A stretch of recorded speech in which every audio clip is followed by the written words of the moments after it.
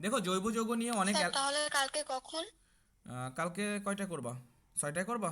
6:30, 6টা, কয়টা করতে চাও? স্যার 6টাই ভালো হয় না? আচ্ছা, তাহলে 6টায়, ওকে। কালকে ক্লাস হচ্ছে তাহলে 6টায়, ওকে। তো দেখো, জৈব যৌগ নিয়ে অনেকেরই অ্যালার্জি রয়েছে। অ্যালার্জি বলতে আমি এটা বোঝাচ্ছি। স্যার জৈব যৌগটা কি আমাদের 9-10 যে চাপটা ছিল ওইটার মধ্যে আরে মতো নাইন ইজি টেন ভুলে হবে? যাও, ভুলে যাও, 9-10-এ কিছু ছিল না, ভুলে যাও সব। 9-10-এ কিছু ছিলই না। 9-10-এ কোনো জৈব যৌগ ছিল নাকি? জাস্ট অ্যালকেন অ্যালকিন অ্যালকেন সম্পর্কে একটু ধারণা দিছে, জাস্ট অতটুকুই। ওগুলো কিছুই না, এখানে অনেক হিউজ। তো জৈব যৌগ নিয়ে আমাদের অনেক অ্যালার্জি রয়েছে। অ্যালার্জি বলতে হচ্ছে ভয়, আমি এটা বোঝাচ্ছি যে এটা এখানে ভয়ের কিছু নেই। তুমি যদি রেগুলারিটি মেনটেন করো এবং হচ্ছে গিয়ে প্রতিদিনের পড়াটা প্রতিদিন পড়ো, গ্যাপ তৈরি না করো, আমি যতটুকু বুঝাবো ততটুকু বুঝে পড়ো, তোমার একটুকু কষ্ট হবে না জৈব যৌগ বুঝতে। কিন্তু তুমি যদি গ্যাপ তৈরি করো, নিজে প্রতিদিনের পড়াটা প্রতিদিন না পড়ো, তাহলে জৈব যৌগ তোমার জন্য অনেক অনেক বেশি পেইন হয়ে যাবে। এই জন্য আর জৈব যৌগ বুঝুই আসলে। আমরা যদি হচ্ছে সেকেন্ড পার্ট চিন্তা করি, জৈব যৌগ থেকে মিনিমাম যখন হচ্ছে গিয়ে পঞ্চম অধ্যায়টাও সিলেবাসে ছিল, তখনকার সিচুয়েশনে যদি বলি, জৈব যৌগ থেকে 3 সেট কোশ্চেন থাকে, আর পঞ্চম অধ্যায় থেকেও 1 সেট কোশ্চেন থাকে। এবার যেহেতু পঞ্চম, তোমাদের বছর যেহেতু পঞ্চম অধ্যায়টা বাদ দিয়েছে, তার মানে আমি ধরেই নিতে পারি যে জৈব যৌগ থেকে 4 সেট কোশ্চেন হবে। বুঝতে পারছো? মিনিমাম 3 সেট, 4 সেটও হতে পারে। তার মানে জৈব যৌগের গুরুত্বটা আসলে বলে শেষ করা যাবে না। এটা অনেক বেশি গুরুত্বপূর্ণ। আজকের ক্লাসটা হবে টোটালটাই আমাদের বেসিক একটা ক্লাস, যে জৈব যৌগের বিভিন্ন জিনিসগুলো সম্পর্কে আমরা একটু চিনব। বেসিক একটা ক্লাস, এজন্য অবশ্যই আজকের ক্লাসটা খুব গুরুত্বপূর্ণ। ওকে, তাহলে আমরা শুরু করি। তো প্রথমত হচ্ছে গিয়ে দেখো, জৈব যৌগের ক্লাসিফিকেশনটা আমরা পড়বো। আচ্ছা, প্রথমত বলো হাইড্রোকার্বন জিনিসটা কি? হাইড্রোকার্বন নাম দ্বারাই বোঝা উচিত। হাইড্রোজেন আর কার্বনের দ্বারা গঠিত যৌগ। হ্যাঁ, কার্বন হাইড্রোজেন যৌগ দ্বারা গঠিত যৌগটাই হচ্ছে হাইড্রোকার্বন।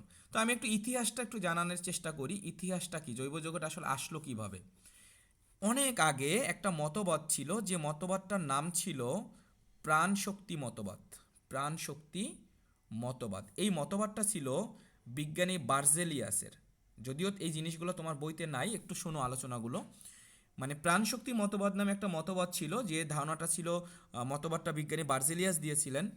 এই মতবাদটার মিনিংটা হচ্ছে, সকল জৈব যৌগ, সকল জৈব যৌগ উদ্ভিদ ও প্রাণী দেহ থেকে তৈরি হয়। প্রাণী দেহ হতে তৈরি হয়। দ্যাট মিন্স, প্রথমত বার্জেলিয়াস এই ধারণাটা দিয়েছিলেন যে আসলে পৃথিবীতে যত জৈব যৌগ রয়েছে, সকল জৈব যৌগ উদ্ভিদ এবং প্রাণী দেহ থেকে তৈরি হন, মানে তৈরি হয়। তো এই মতবাদটা উনি যখন দিয়েছেন, তখন এই মতবাদটা তো ওনারটাই মানতে হয়েছে, কারণ এটাকে ভুল প্রমাণ করতে কেউ পারেননি।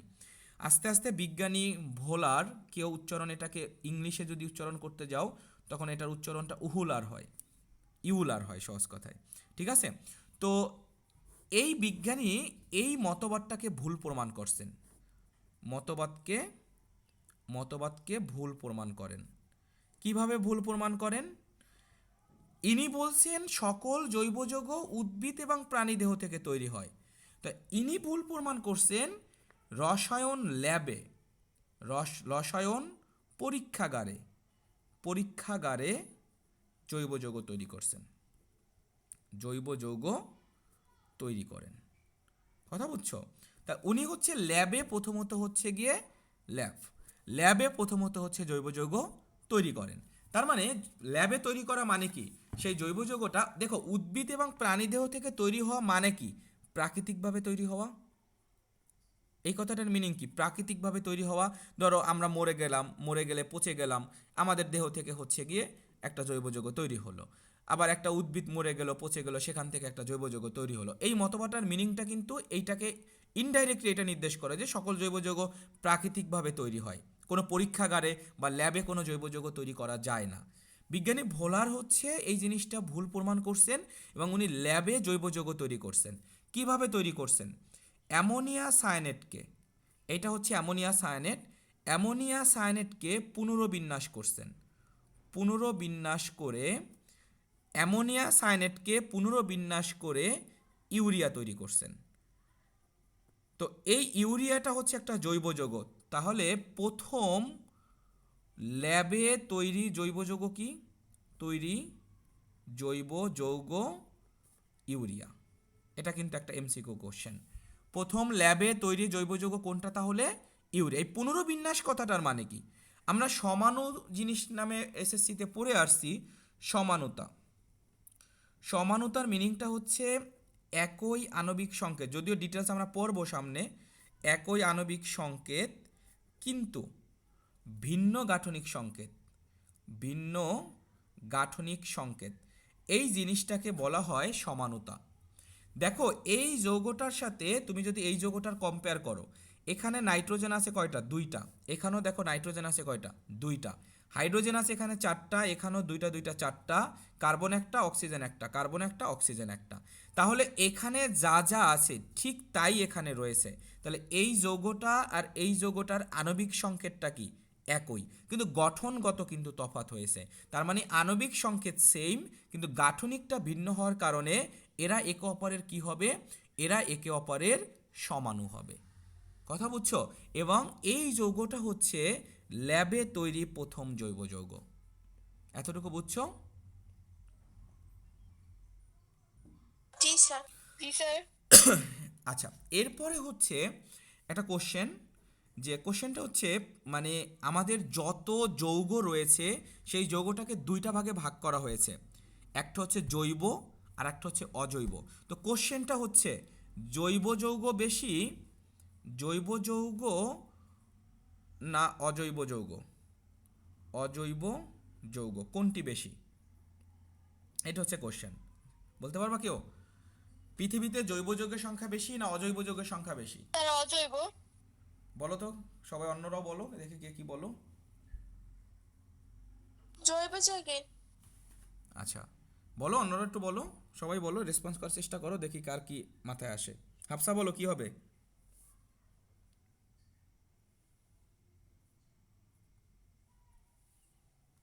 বলো, একটা ভুল হলো তো হবে।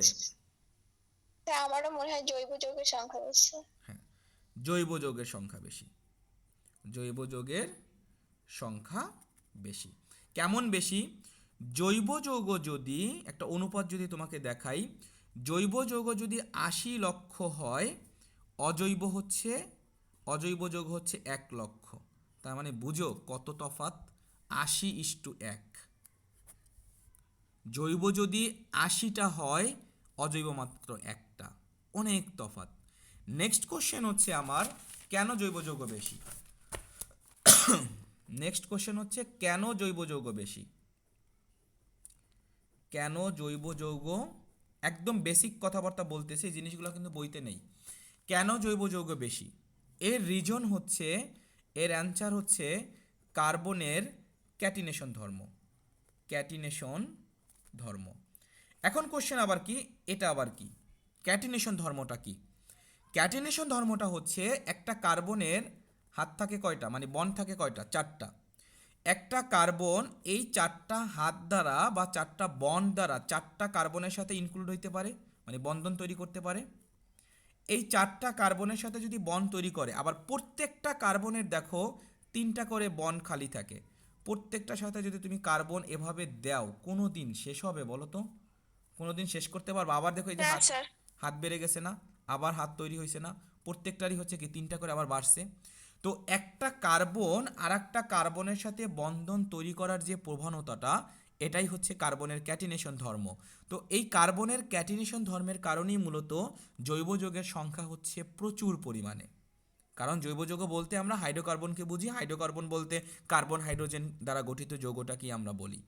আমাকে বুঝাতে পারছি?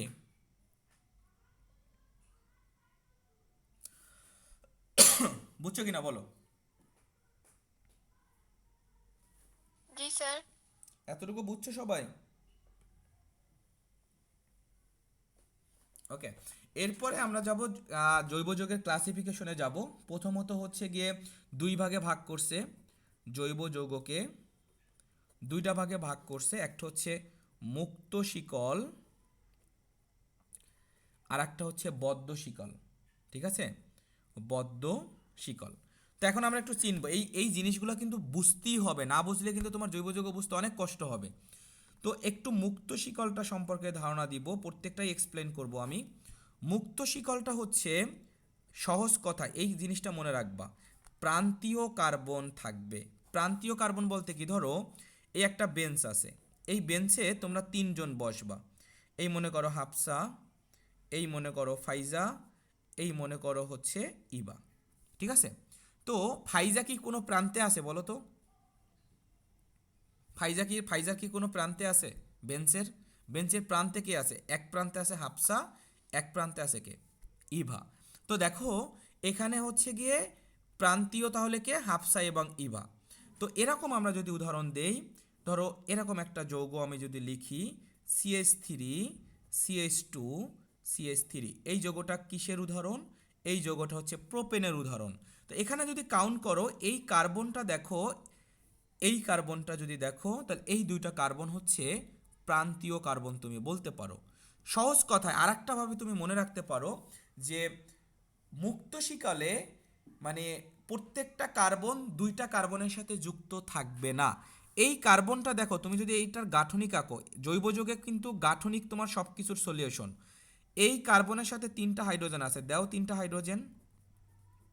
এই কার্বনের সাথে দেখো দুইটা হাইড্রোজেন আছে, দেও দুইটা হাইড্রোজেন। এই কার্বনের সাথে তিনটা হাইড্রোজেন আছে। এই গাঠনিকগুলো কিন্তু তোমার রাখতে হবে। তো দেখো এই মিডলের কার্বনটা দুইটা কার্বনের সাথে ঠিকই যুক্ত হয়েছে, বাট এই প্রান্তীয় কার্বনটা দেখো দুইটা কার্বনের সাথে কিন্তু যুক্ত হয় না, তারা কি একটা কার্বনের সাথে যুক্ত হয়েছে। তার মানে মুক্ত শিকল তুমি তখনই বলতে পারবা যখন ওই কার্বনে এমন কার্বন থাকবে যে কার্বনটা একটা কার্বনের সাথে যুক্ত হয়েছে। বা তুমি অন্যভাবে যদি বলতে চাও যে প্রতিটা কার্বন দুইটা কার্বনের সাথে যুক্ত হয়নি, একটা দুইটা কার্বনের সাথে যুক্ত হয়েছে, বাট এটা দুইটার সাথে যুক্ত হয় নাই, এটাও দুইটার সাথে যুক্ত হয় নাই, এই জন্য এরা হচ্ছে মুক্ত শিকল। কথা বুঝছো?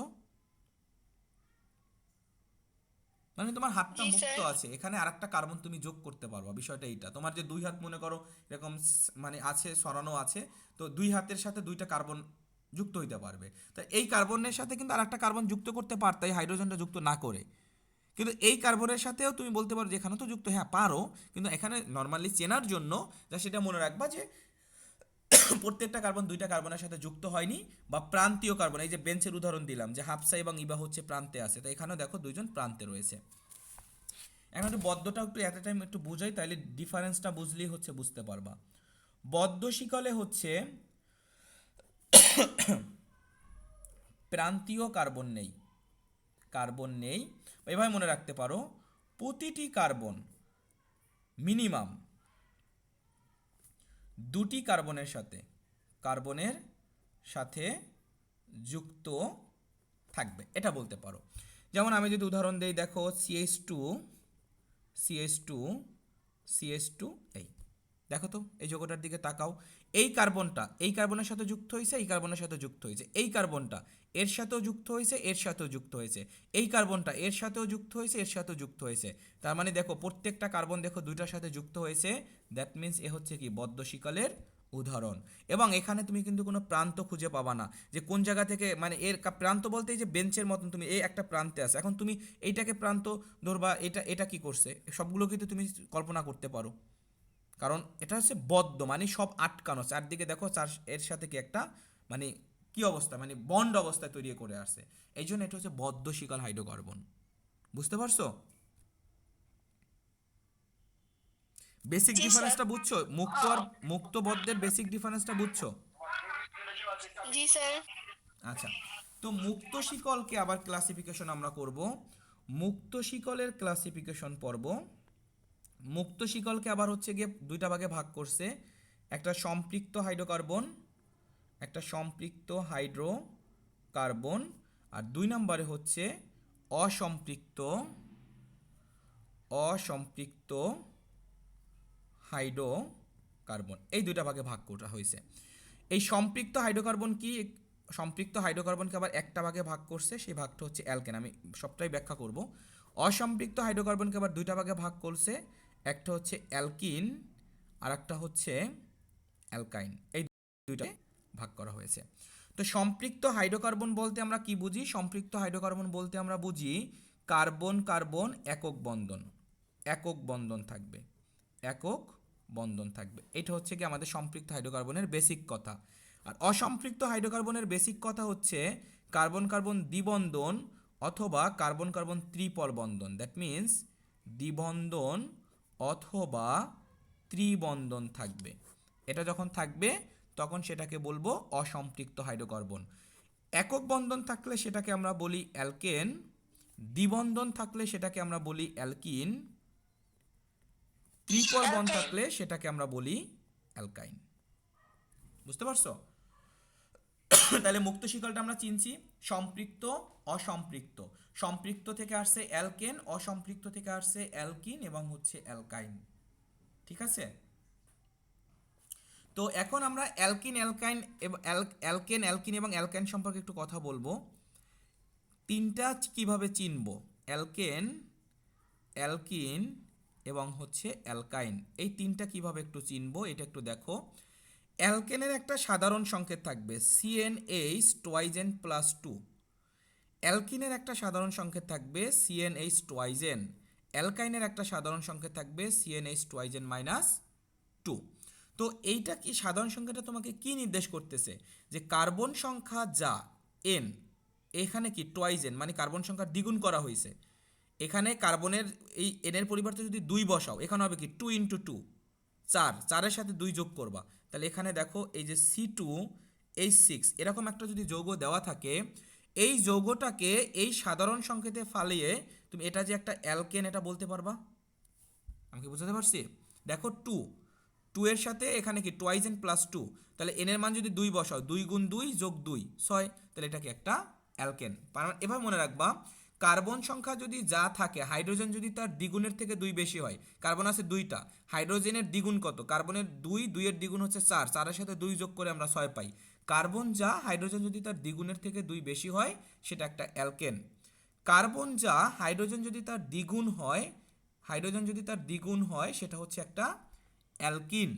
কার্বন যা, হাইড্রোজেন যদি তার দ্বিগুণের থেকে 2 কম হয়, কার্বন যা, হাইড্রোজেন তার দ্বিগুণ থেকে 2 মাইনাস, কার্বন 2টা, 2 এর দ্বিগুণ কত 4, 4 থেকে 2 বিয়োগ করলে কত আসে 2, তাহলে এটা হচ্ছে একটা অ্যালকিন, এটা হচ্ছে একটা অ্যালকাইন। অ্যালকেনের নামের শেষে এন যুক্ত হয়, অ্যালকিনের নামের শেষে ইন যুক্ত হয়, অ্যালকাইনের নামের শেষে আইন যুক্ত হয়। তোমাদের কি কঠিন লাগতেছে? বললো কিন্তু, কথা বললো।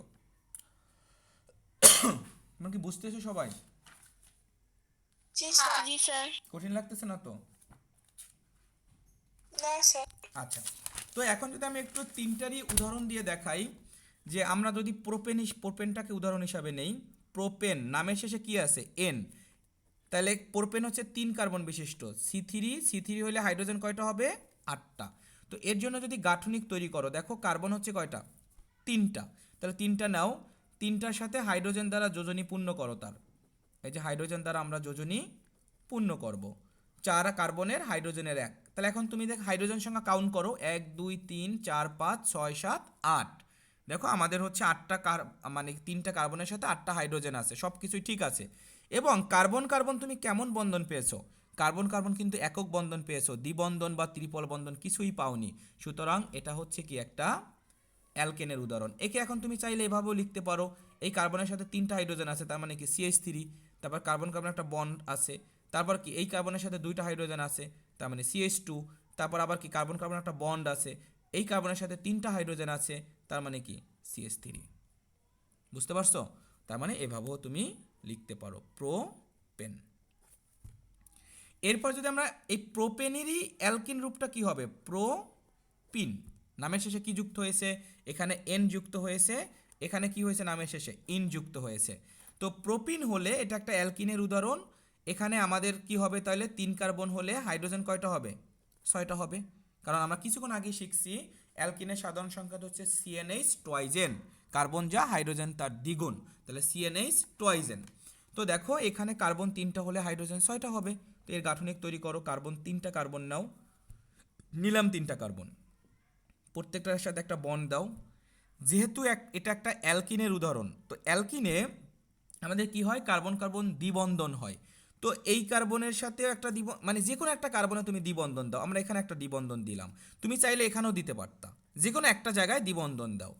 এখন তুমি যোজনী পূর্ণ করো, এই কার্বনের 2 হয়েছে, তাহলে এই কার্বনে আমাদের হাইড্রোজেন দরকার আছে কয়টা? আর 2টা দরকার আছে। দেখো কার্বনের যোজনী 1 2 3 4 হয়ে গেছে। এই কার্বনের যোজনী 1 2 3 হয়েছে, তার মানে এই কার্বনের সাথে হাইড্রোজেন দরকার আছে কয়টা? একটা। এই কার্বনের যোজনী 1 হয়েছে, এখন হাইড্রোজেন দরকার আছে কয়টা? 3টা। তাহলে এই যে দেখো আমরা 3টা হাইড্রোজেন যুক্ত করে দিলাম। তো একে এভাবে লিখতে পারো CH2, এই কার্বনের মাঝে ডাবল বন্ড, এর সাথে হাইড্রোজেন আছে একটা, সিঙ্গেল বন্ড CH3। এটা কিসের উদাহরণ? প্রোপিনের উদাহরণ। বুঝছো? এরপর যদি আমরা অ্যালকাইন লুপ লিখতে যাই, C3 হলে H কত হবে? এর দ্বিগুণ কত? 6। 6 থেকে 2 বিয়োগ করলে কত হয়? 4। তো এটা আমাদের কি? এটা হচ্ছে প্রোপাইন। প্রোপাইন নামের শেষে দেখো কি যুক্ত হয়েছে? আইন যুক্ত হয়েছে। তো এর জন্য তুমি যদি গাঠনিক তৈরি করো, নাও 3টা কার্বন, নিলাম 3টা কার্বন। অ্যালকাইন, যেহেতু অ্যালকাইন হলে কি হবে? যে কোনো একটা কার্বনের মাঝে ট্রিপল বন্ড হবে, দিলাম একটা ট্রিপল বন্ড, এখানে একটা সিঙ্গেল বন্ড দাও। এখন তুমি যোজনী পূর্ণ করো, এই কার্বনের যোজনী 1 2 3 হয়েছে, তাহলে হাইড্রোজেন দরকার কয়টা? একটা। এই কার্বনের যোজনী 1 2 3 4, চারটাই হয়ে গেছে, এই কার্বনের সাথে কোনো হাইড্রোজেন যুক্ত হবে না। এই কার্বনে দেখো একটা হয়েছে, এখন বাকি দরকার কয়টা? 3টা হাইড্রোজেন যুক্ত করা। তাহলে দেখো এখানে 4টা হাইড্রোজেন ছিল, 1 2 3 4, সবই ঠিক আছে। তো এর জন্য তুমি যদি গাঠনিক আঁকো, এভাবে তুমি লিখতে পারো, এই এটা হচ্ছে আমাদের প্রোপাইনের সংকেত। আমাকে বুঝাতে পারছি 3টা রূপ? স্যার প্রোপিনেরটা আছে না, উপরে যে আমরা হাইড্রোজেন দিছি না, ওটাকে নিচেও দেওয়া যায় তো? হ্যাঁ হ্যাঁ হ্যাঁ হ্যাঁ, এটা নিচে তুমি এখানে নিচেও দিতে পারতা, সমস্যা নাই। জাস্ট যোজনীটা তোমার ঠিক রাখতে হবে, উপর নিচ এখানে কোনো ভেরি করে না। ক্লিয়ার বিষয়টা? আচ্ছা। আচ্ছা, তো এই এখন আমি তো প্রোপেনেরটা দেখাইছি। এক থেকে তোমরা এখানে তোমাদের বই তো সামনে আছে, এটা হচ্ছে গিয়ে বইতে সামনে বলতে হচ্ছে গিয়ে তোমার আমার পাঠ হচ্ছে গিয়ে 5 6 ওখানে যাও, মানে 5 থেকে 60 পাঠ, ওখানে একটা চার্ট দেওয়া আছে।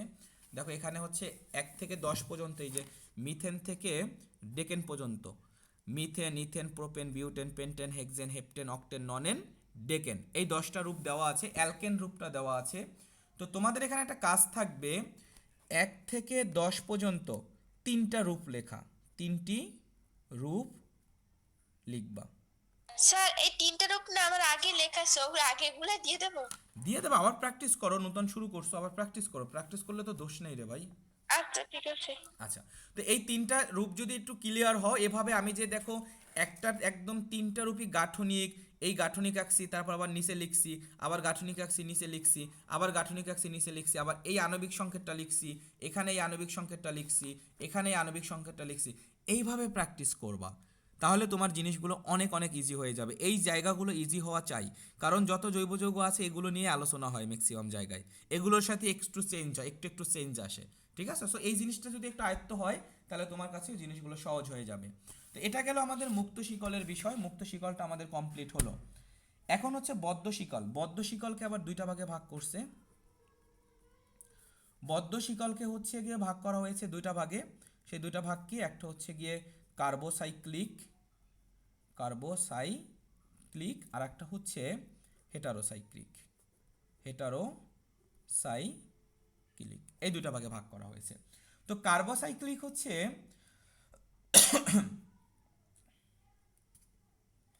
কার্বোসাইক্লিক বিষয়টা হচ্ছে গিয়ে শুধু কার্বন দ্বারা গঠিত যৌগ হবে। হ্যাঁ, কার্বোসাইক্লিক যৌগে কি হবে? শুধু কার্বন দ্বারা। এই যে কার্বোসাইক্লিক হচ্ছে কি, অবশ্যই বদ্ধ, বদ্ধ তো বুঝছো, কিন্তু সেটা কার্বন দিয়ে যুক্ত হবে। আর হেটারোসাইক্লিক কার্বনের মাঝে, যেমন আমি যদি উদাহরণ দিই, যে এখানে ধরো CH2, CH2, CH2 উদাহরণ দিলে তোমরা বুঝতে পারবা ডিফারেন্সগুলো। এগুলো কি শুধু কার্বন দিয়ে গঠিত হয়েছে, এই জন্য এটা হচ্ছে কার্বোসাইক্লিক। কিন্তু যদি হচ্ছে আমি এভাবে হেটারোসাইক্লিকের উদাহরণ দেই, ধরো CH2, CH2, এই এখানে কি একটা অক্সিজেন যুক্ত হয়েছে, তাহলে এই কার্বনটা দেখো এই কার্বনের সাথে কিন্তু যুক্ত হয় না, এখানে কিন্তু কার্বন নেই। কার্বন বাদে অন্য কোনো মূলকের সাথে যদি যুক্ত হয়, এটাও কিন্তু বদ্ধ, এটাও কিন্তু বদ্ধ। এই বদ্ধ দুইটার ভিতরে ডিফারেন্সটা কি? এখানে প্রত্যেকটা কার্বনের সাথে যুক্ত হয়েছে, এই যে carbon carbon carbon carbon carbon carbon but oxygen. এভাবে কার্বন ভিন্ন অন্য কোনো মূলকের সাথে যদি যুক্ত হয়, সেটাকে বলবো হেটারোসাইক্লিক, আর কার্বোসাইক্লিক হচ্ছে কার্বন দ্বারা গঠিত যৌগকে বলবো কার্বোসাইক্লিক। এখন এইখানে দেখো আমাদের হচ্ছে গিয়ে কয়টা কার্বন আছে, একটা দুইটা তিনটা চারটা, তা 4 কার্বন বিশিষ্ট যৌগটাকে আমরা কি বলি, বিউটেন। এখানে কোনো দ্বিবন্ধন নাই, ত্রিপল বন্ধন নাই, একক বন্ধন, তার মানে বিউটেন। যেহেতু এটা বদ্ধশিকাল তাহলে এটাকে বলবো আমরা সাইক্রোবিউটেন। কথা বুঝছো, নামের আগে সাইক্রো কথাটা যুক্ত হবে, কার্বোসাইক্লিক থেকে সাইক্রোবিউটেন। তো তোমরা বলো এই যৌগটার নাম কি হবে, এই যৌগটার নাম কি হবে বলো।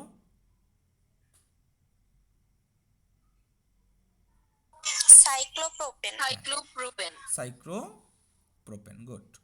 তো এখন এই সাইক্রোপ্রোপেনটাকে চাইলে কিন্তু তুমি এটাও লিখতে পারো, সাইক্রোবিউটনটাকে চাইলে কিন্তু তুমি এটাও লিখতে পারো।